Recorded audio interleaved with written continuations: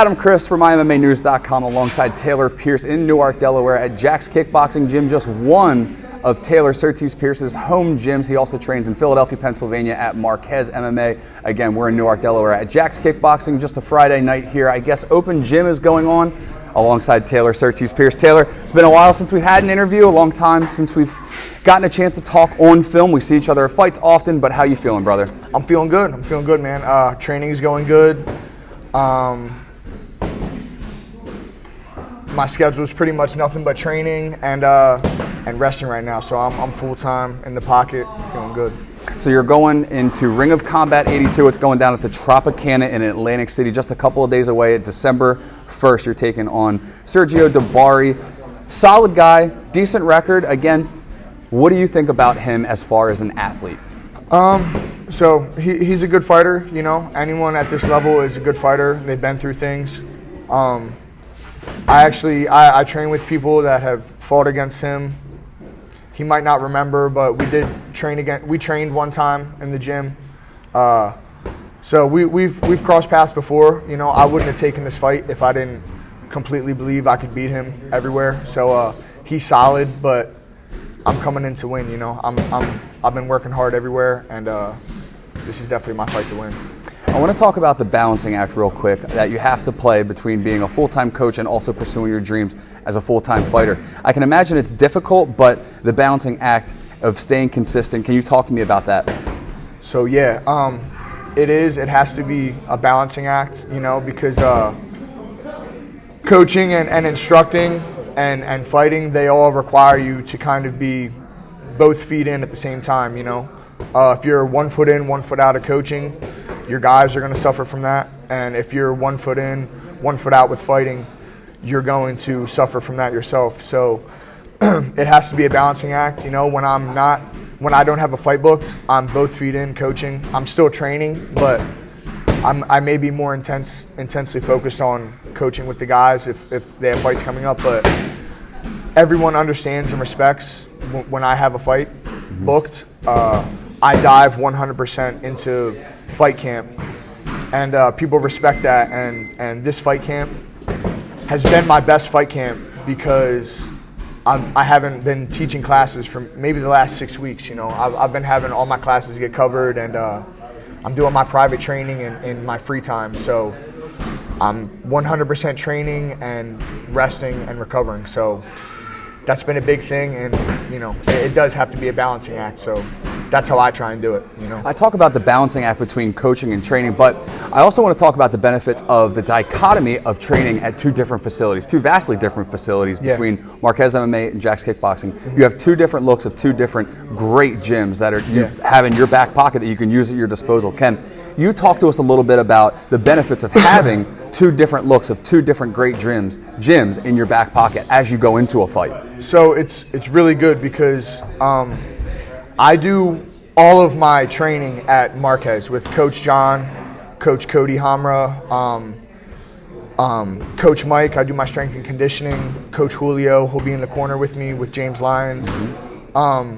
So I do all my training over there, but when I am here at Jack's, I'm hitting pads with my coach Brian McCamara. You know, there's things we've been doing for years, and just things I like to be sharp on. And you know, like you said, it's a different look, so I'm able to accent everything I'm doing in Philadelphia at Marquez with some of the stuff Brima helps me with. So I would say I do all of my training at Marquez, but when I'm here, you know, I'm doing my bag work, I'm hitting the speed bag, I'm jumping rope, I'm shadow boxing, and I'm doing pad work, and I'm working on things that I need to work on that I'm taking back with me from Philadelphia. So in a lot of ways, I'm spoiled, I would say, with that, but I take complete, full advantage of it, and I'm very grateful for all of that.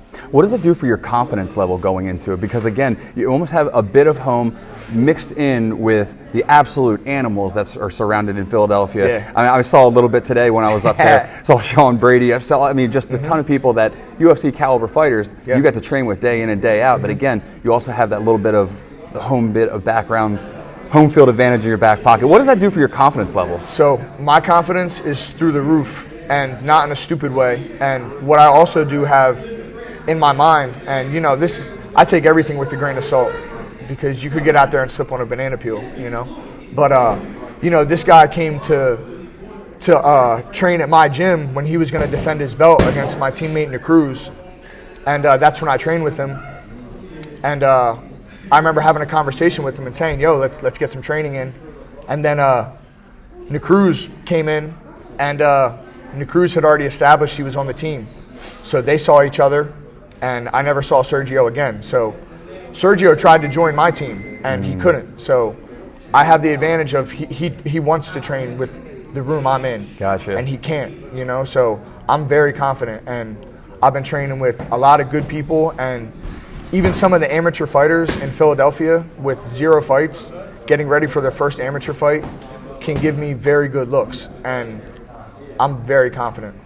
Talk about that mental edge, just knowing, again, you having that little bit of peace in your back pocket. He was trying to come and train with you guys. He was trying to get into your gym. Again, you know, things happened as far as that's concerned. You had your guy that claimed his spot, but you guys know that you have something solid in that foundation of Marquez MMA that he might have been thirsting for, but again, kind of fell short of. That has to be, again, a little bit of notch on your shoulder. For sure, you know, it is, and like I said, everything's with a grain of salt, but right. it's reality, Yeah. you know. So fighting is reality. So that happened. You know, he tried to train with us and he couldn't. So fighting is reality, and you guys are going to get into a fight. So let's talk about that. December 1st, it's right around the corner. What edge do you think you have going into this fight? Again, you're no stranger to him. You know your skills very well. I'm sure you've taken the time to look at his skill set. Not asking you to give a game plan away per se, but how confident are you going into this bout that your skill set overrides his? I'm better than him everywhere, and if he has an advantage over me anywhere, I'm going to be able to swim with him as long as I need to and put the advantage in my favor. And I'm good at doing that. Every time I fight, I'm strategic and I listen. I do exactly what my coaches tell me to do. I make eye contact in between rounds. I repeat back what my coaches say. And professional fighting is about strategy. It's not about doing what you want to do. It's about doing what your coaches want to do. And me and my coaches are very in tune for this fight. And I'm going to beat him everywhere this fight takes place. Which obviously leads me to ask, do you have a bold prediction in this fight? I'm not asking for a game plan, but I know my man Taylor Surtees Pierce is coming in with something strong for us. Yeah, man. So I don't like to talk shit, man, but everything is telling me I'm going to win this fight by finish. You have a round for us? First round, second round. Doesn't matter. Just coming in for the finish. Yeah. Going in for the kill. All right, one thing I wanted to touch on real quick before I let you go is I know you've had a trying year. I know it's been I know you have a balancing act between your personal life, your full-time training, your full-time coaching. But I know, again, you've had a little bit of a trying year with the passing of a very close person in your life, Sherry Schmidt. Can you talk about that as far as putting her name on the fighting map that you've done so well in doing? You've mentioned her every chance you had. You've been a shining star as far as her in her passing. How has that affected you in your gym life, in your training life? You know, it's the kind of thing you have to step back, and you can't run from that kind of stuff. And I've been in the position of loss before and ran from it and got no positive outcome from that. And I just realized it was something I had to go towards, you know what I mean? And I have a very good support system around me, and there's a period of time where, you know, I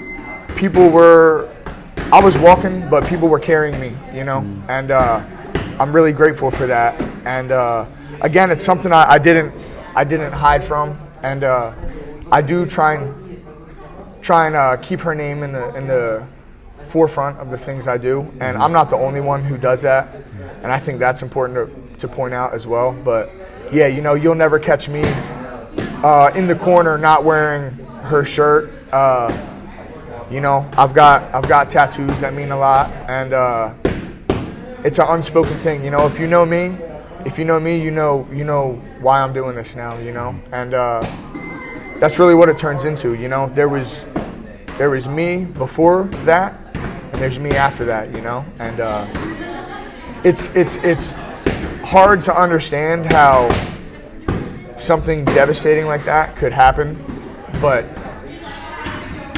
everything has been better for me since then. I can't explain how that is, but everything has been going in a positive direction with training, with work, with private training, fighting, progression, just growing as a person. Yeah. Everything has gotten better, and I don't know if I could ever explain how that is, but you know, I think if I could say one thing, I think the power of perspective, you know, because everyone I know could wake up and have a terrible day. Everyone I know could have the worst day of their life every day if they choose to, but you have to find things to be grateful for. You have to find things to strive for, and you have to find things to learn from, you know? So that's how I'm doing it, and I've got a strong angel over me, and you know, that's just a power source for me right now, and it adds to my confidence. Yeah. You know? Well, the way you've carried yourself has been absolutely admirable. The way you've carried her name is absolutely respectful, and I couldn't say enough positive things about how you've taken this and how you've handled it, and made her name the forefront of things that you've been doing, and made sure that her name has not gotten lost. And again, I didn't know her on a personal level, but I know you're doing the very best you can to keep her name in the bright shining light that it has been. Of course. And I know she's going to be a bright shining angel on your shoulder as we go into fight night. Yes, sir. But we'll leave that there, and I'm going to leave this with, I appreciate you taking the time. As always, Taylor Surtees Pierce. Yes, sir. Going into Ring of Combat 82 at the Tropicana. It's going down on December 1st. We're just a couple of days away. Taylor, I always appreciate you taking the time, my man. Of course. Best of luck, and I know you're going to have fun out there. Yes, sir. Thank you. For Taylor Surtees Pierce, my name is Adam Christ. Make sure you keep it locked to mymmanews.com for all your fight news needs.